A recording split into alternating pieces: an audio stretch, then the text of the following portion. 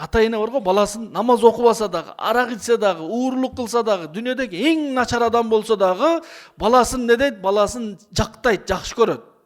Хаджаж бин Юсуф деген падыша 120 миң адамды муздаган да, өлтүргөн. 120 миң адамды.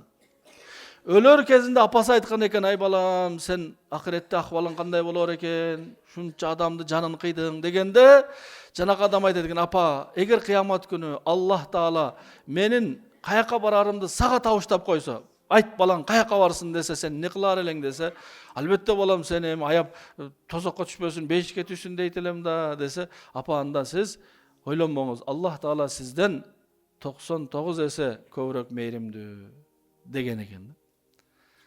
Апа гана жактайт бизди. "Жок балам, мен балам андай кылбайт, мен балам күнөөлүү эмес, мен балам таза." Баласын жактап, түнү күнү дуа кылып жүрө турган бул ата эне эле. Ошон үчүн биз аларды дагы ошондой сыйлашыбыз керек. Эч качан ата энеден капа кылып койгон болсок эгер бир себептер менен кечирим сураган бул даража болот. Ата энеден кечирим сурап, мен бир сурап коем, эми кабыл кылса кабыл кылат.